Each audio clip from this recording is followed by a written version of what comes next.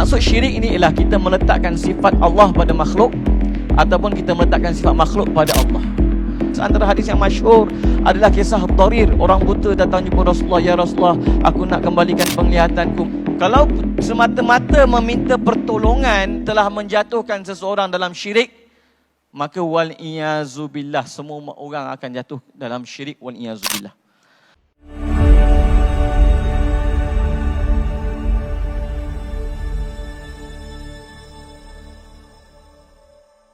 Jadi tajuk ataupun soalan yang ditanyakan pada saya ni, kalau saya lihat ni ada 4 tema. Satu, berdoa di kuburan. Satu, apa itu tawassul. Kemudian apa itu istighathah dan apa itu syirik. Jadi saya mulakan dengan apa itu syirik terlebih dahulu, kerana apabila kita tidak memahami apa yang dimaksudkan dengan syirik, maka kita wali'azubillah mudah menuduh orang lain sebagai jatuh dalam syirik. Bahkan yang lebih menakutkan lagi, seperti mana yang disebut oleh Ustaz Azlan, di sana munculnya beberapa golongan dan gerakan yang menuduh umat Islam pada waktu tersebut, hatta umat Islam di Mekah, umat Islam di Madinah, umat Islam di Syam, umat Islam di Yaman, di Mesir, bahkan di seluruh dunia, mereka mendakwa umat Islam telah kembali kepada syirik, jatuh kufur, agama jahiliah, menyembah batu dan sebagainya. Lalu dengan dakwaan tersebut, mereka menghalalkan diri mereka untuk menyerang dan menumpahkan darah umat Islam di Mekah, di Madinah. Bahkan berlaku kisah yang sangat masyhur, pembunuhan ataupun pembantaian Taif, di mana umat Islam di Taif dibunuh dengan begitu kejam. Dan akhirnya fahaman ini mula merebak sedikit demi sedikit, mula melahirkan apa yang kita panggil sebagai Neo Khawarij, ataupun yang kami terlibat dalam pemulihan yang dipanggil sebagai gerakan Salafi Jihadi.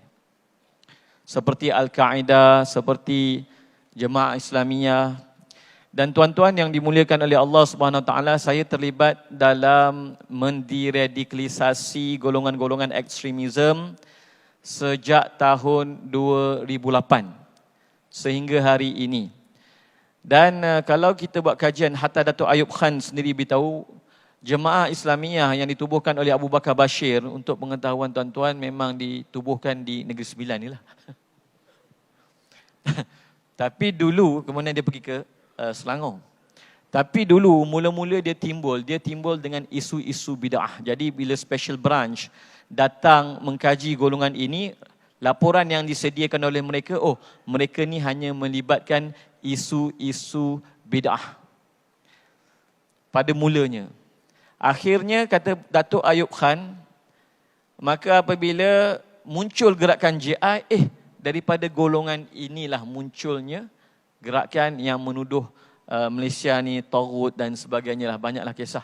Bahkan ada satu orang tu saya muzakarah dia dekat dalam penjara dekat Bukit Aman. Bukan dalam penjara Bukit Aman, dekat Bukit Aman. Dia daripada Kamunting dibawa ke Bukit Aman. Dia orang paling lama tahanan dalam Kamunting, kerana terlibat dengan fahaman dengan gerakan JI. Dia buat latihan tentera di Ulu Tiram, Johor. Dia ni bila ditangkap oleh polis kata inilah satu-satunya orang yang pelik, ajaib. Orang lain bila kena tangkap, semua ahli keluarga menangis. Tapi dia bila dia kena tangkap, isteri dia, Alhamdulillah, syukur. Bila ditanya kenapa syukur ni? Alhamdulillah, anak saya boleh pergi sekolah. Suami saya tak bagi anak saya pergi sekolah sebab suami saya kata sekolah ni taghut. Wali'azubillah. Jadi tuan-tuan yang dimuliakan oleh Allah Subhanahu Wa Taala, tuduhan syirik sebenarnya di bawah itu tuduhan bid'ah terlebih dahulu. Jadi bila orang biasa membid'ahkan orang lain, menyesatkan orang lain, nanti dia mudah untuk mengkafirkan orang lain dan mensyirikkan orang lain. Jadi syirik ni tuan-tuan yang dimuliakan oleh Allah Subhanahu Wa Taala, apa makna syirik? Syirik ini maknanya menyengutukan Allah. Tapi itu definisi yang tidak tepat. Bukan tidak tepat, tidak begitu memahamkan. Saya kata syirik ni maksudnya ialah menyengutukan Allah dengan makhluk pada sifat Allah, sebahagiannya atau semuanya, ataupun menyekutukan makhluk dengan Allah pada sifat makhluk sebahagiannya ataupun semuanya. Jadi maksud syirik ini ialah kita meletakkan sifat Allah pada makhluk ataupun kita meletakkan sifat makhluk pada Allah. Ataupun kita kata kita mempertuhankan makhluk ataupun kita memakhlukkan Tuhan. Itu syirik. Dia ada dua dimensi. Jadi nak beritahu bahawa syirik itu maksudnya apa? Kita meletakkan sifat Allah pada makhluk ataupun kita meletakkan sifat makhluk pada Allah. Baik. Mereka menuduh kita apabila kita bertawassul. Apabila kita bertawassul dengan para ulama, maka mereka mengatakan kita menyembah ataupun melakukan perbuatan syirik. Baik. Sebelum kita pergi jauh, kita kata apakah itu tawassul? Sebab tu tuan-tuan yang dimuliakan oleh Allah Subhanahu Wa Taala, dalam kita menentukan apa yang dimaksudkan dengan syirik dan tawassul, kita kena tanya apa itu tawassul. Saya terlepas notanya, tapi tak apa. Tawassul ini adalah kita meminta daripada Allah. Tu. Kita meminta daripada Allah untuk mendapatkan manfaat ataupun menolak mudarat dengan menyebut nama daripada nama-nama Nabi ataupun nama-nama wali ataupun nama-nama orang soleh yang dimuliakan di sisi Allah ataupun yang mempunyai kemuliaan di sisi Allah. Jadi sebab tu ahli sunnah wal jamaah, bahkan kalau kita tengok Al-Imam Al-Jazari dalam kitabnya Hisnul Hasin, antara dua kitab utama bab zikir oleh ulama ahli sunnah wal jamaah, pertama Al-Azkarun Nawawiyah oleh Imam Nawawi, kedua Al-Hisnul Hasin oleh Imam Al-Jazari, Al-Muqri', ulama besar mazhab Syafi'i, ulama besar tokoh Al-Quran. Dia pun menyebut di antara adab berdoa adalah bertawassul kepada Allah dengan para nabi dan para aulia dan solihin. Jadi itu bertawassul ini bukan makna menyembah wal-iyadzubillah wal-iyadzubillah. Bertawassul ini adalah berdoa dengan menyebut kekasih Allah. Berdoa meminta daripada Allah dengan menyebut Nabi, apatah lagi Rasulullah sallallahu alaihi wasallam dan orang-orang yang dimuliakan di sisi Allah. Kerana ini telah diajar oleh Rasulullah sallallahu alaihi wasallam sendiri dalam banyak hadis. Antara hadis yang masyhur adalah kisah Dharir, orang buta datang jumpa Rasulullah, ya Rasulullah, aku nak kembalikan penglihatanku. Maka Rasulullah sallallahu alaihi wasallam ajar sembahyang, ambil wuduk dengan sempurna, sembahyang 2 rakaat, kemudian berdoa, Allahumma inni atawajjahu ilaika binabiyyikal amin nabiyyir rahmah ya Muhammad, inni atawajjahu bika ila rabbika an yaqdi hajati. Jadi hadis ini ulama kata bukan hanya terpakai ketika Rasulullah hidup.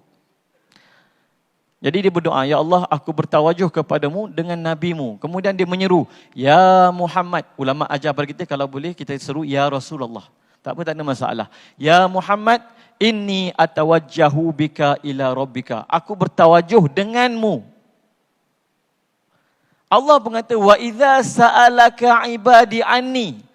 Kalau orang tanya pada kamu dalam Al-Quran, kalau wa idza sa'alaka anni ibadi anni, jika para hamba-Ku bertanya kepadaku, maka cakapkanlah inni qarib, aku dekat. Ujibu da'watad da'i, aku memperkenankan doa orang yang berdoa kepadaku. Jadi ayat ini sendiri menjadikan Rasulullah perantaraan antara ataupun pertengahan di antara orang yang berdoa dan Allah Subhanahu Wa Taala. Sebab tu kata, sekiranya hamba-Mu bertanya sekiranya para hamba-Ku bertanya kepadamu. Ini dalam Al-Quran, ini juga antara dalil-dalil bertawassul, iaitu menyebut orang yang soleh di sisi Allah Subhanahu Wa Taala ketika membuat permohonan. Baik, ketika berdoa, bukan menyembah. Jadi walaupun kita kata, ulama mengatakan tawassul ini bukanlah cara yang wajib, tapi dia di antara adab-adab berdoa yang dianjurkan. Kerana apa? Kerana kita memuliakan apa yang Allah muliakan. Ulama kata, kenapa para malaikat diperintahkan sujud kepada Nabi Adam AS? Adakah para malaikat menyembah Nabi Adam? Maha suci Allah. Para malaikat mana mungkin nak menyembah Nabi Adam?